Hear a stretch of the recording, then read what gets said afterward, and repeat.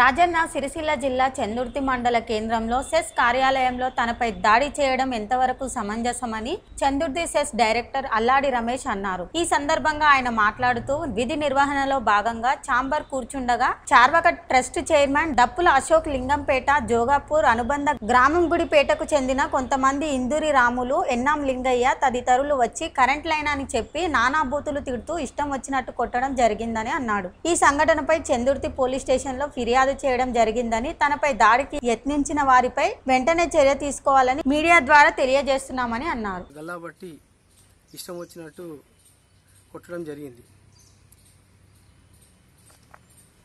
కాబట్టి ఈరోజు లైన్ కావలసినటువంటి ఏ వినియోగదారుడైనా ఏ సంస్థ అయినా కానీ ఏఈ దగ్గరికి వెళ్ళి ఏఈకి అప్లికేషన్ పెట్టుకుంటే ఏఈ ద్వారా మరి వాళ్ళు డిమాండ్ నోటీస్ ఇస్తే డిమాండ్ నోటీస్ ద్వారా కానీ, లేకపోతే వాళ్ళు ఏ స్కీమ్లో పెట్టినట్టయితే ఆ స్కీమ్ ద్వారా కానీ వేయించుకోవాల్సినటువంటి ఆవశ్యకతగా ఉంటుంది. కాబట్టి అది డైరెక్టరు లైన్ వేయించాల్సిన అవసరం ఉండదు.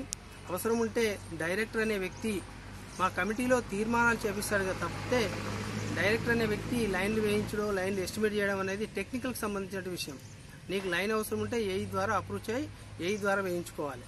అంతే తప్పితే డైరెక్టర్ దగ్గరకు వచ్చి గల్లాబట్టి నానా బూతులు తిడుతూ అరే నువ్వు చార్వాక ట్రస్టుకు లైన్ వేపిస్తావా, వేపించకపోతే నిన్ను చంపి పారేస్తా అని చెప్పి, లేకపోతే ఎస్సీ ఎస్టీ అట్రాసిటీ కేసు పెడతా అని చెప్పి ఇష్టం వచ్చినట్టు నానా బూతులు తిడుతూ, ఇక చెప్పరానటువంటి బూతులు తిడుతూ నన్ను ఇష్టం వచ్చినట్టు పిడుగుదులు గుడ్డి నా కాలర్ను కూడా మరి చింపివేయడం జరిగింది. అది కూడా మీకు విజువల్స్ ఆఫీసులో వెళ్ళి ఇప్పుడు మీకు చూస్తే మీకు విజువల్స్ కనబడతాయి. మరి ఇటువంటి దాడిని వెంటనే ఖండించాలి.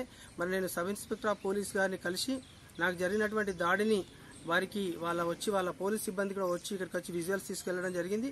అదే కాకుండా నాకు జరిగినటువంటి దాడిని ఎస్ఐ గారికి నేను రిప్రజెంటేషన్ కూడా చేయడం జరిగింది. వెంటనే మన చట్ట ప్రకారం వారిపై చర్య తీసుకోవాలని చెప్పి నేను మీడియా ద్వారా విన్నవించుకుంటున్నాను.